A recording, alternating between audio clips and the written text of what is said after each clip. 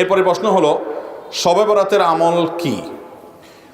শবে বরাত অর্থাৎ যেটাকে হাদিসের ভাষায় বলা হয়েছে মধ্য শাবানের রাত, শাবানের মধ্য রজনী, 14ই শাবান দিবাগত রাত, এটাকে আমাদের সমাজে বা পাক ভারত মহাদেশে এই অঞ্চলে, ইরানে, এই সাইডে শবে বরাত বলে। হাদিসে কোনো শবে বরাত নাই, হাদিসে আছে লাইলাতুন নিসফি মিন শাবান।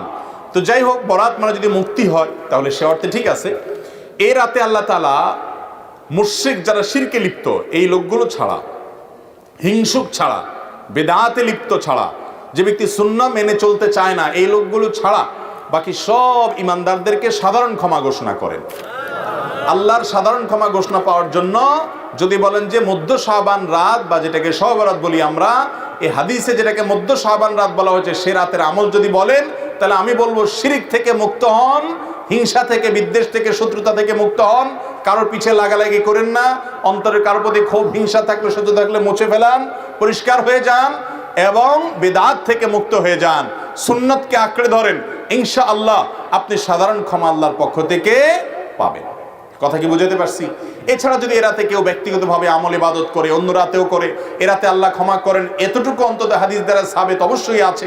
সেই বিষয়টা লক্ষ্য করে, রাতের ফজিলত একেবারে উড়িয়ে দেওয়ার মতো না, সে বিষয়টিকে লক্ষ্য করে যদি কেউ ব্যক্তিগতভাবে আমল ইবাদত করে, বিদআতি কোনো রূপ পরিগ্রহ না করে, তাহলে সে তার জন্য জায়েজ আছে। কিন্তু আমাদের দেশে যেটা হয়, শবে বরাত মানে হলো মসজিদে দলবদ্ধভাবে জিকির করতে হবে, দোয়া করতে হবে, দলবদ্ধভাবে অনেক কিছু করতে হবে, নফল বিশেষ করে সুন্নত আমল এটা একা একা করার যেগুলো সেগুলো একা একাই করতে হবে, যেগুলো দলবদ্ধভাবে করার কোনো নির্দেশ নাই সেগুলোকে দলবদ্ধভাবে করলে সেটা ভুল হবে।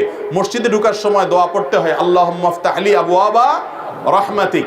এই দোয়াটা পড়ার জন্য যদি মসজিদের দুয়ারে ইমাম সাহেব, মুয়াজ্জিন সাহেব সহ সব মুসল্লি সাহেবরা দাঁড়িয়ে হাত তুলে আল্লাহর কাছে সবাই মিলে দোয়া করে আল্লাহুম্মা ইফতাহ লি আবওয়াবা রাহমাতিক সমস্যা হবে, এরপরে মসজিদে ঢুকে, এটা কি সুন্নত হবে না সুন্নতের খেলাফ হবে? ঠিক একইভাবে এই রাতে নবী করিম সাল্লাল্লাহু আলাইহি সাল্লাম, সাহাবায়ে কেরাম, সালাফ থেকে মসজিদে এসে দলবদ্ধভাবে কোনো দোয়া ইবাদত বন্দেগী ভাবে আমরা যেভাবে করি এরকম করার কোনো বর্ণনা পাওয়া।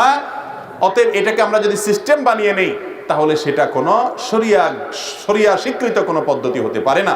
বিধায় এই রাতকে কেন্দ্র করে অনেক কাজ, বেশিরভাগ কাজগুলো আমাদের সমাজ যত কাজ প্রচলিত আছে সব রাতকে কেন্দ্র করে বেশিরভাগই কোনো এগুলার কোনো অস্তিত্ব হাদিসে খুঁজে পাওয়া যায় না। যেমন হালুয়া খান, শবে বরাত মানে হালুয়া, এটা তো একটা কমন আইটেম। ভাই হালুয়া কারোর খাইতে চাইলে খান, ভিন্ন কথা, কিন্তু এই রাতে খাইতে হবে এই হাদিস বানায়া, জাল হাদিস বানায়া খাওয়া জায়েজ নাই। আপনি এমনি অন্য সময় খান, এ রাত্রেও খান, কিন্তু আপনি অন্য কোনো সময় খান না। এটা মেয়েটার খাওয়ার ফজিলত বানাইছেন কি, যে নবীজির দাঁত ভাঙছে সেজন্য হালুয়া খাইছে, তাই আমরা ভালো দাঁত নিয়ে হালুয়া খাইতেছি।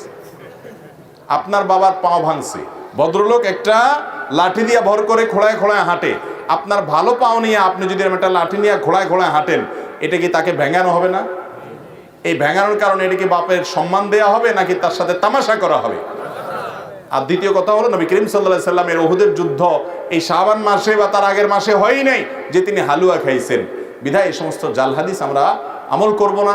এই উপলক্ষে আপনার আতশবাজি করা সহ অনেক ভুলভাল কাজ আছে, সেগুলো আমরা করব না।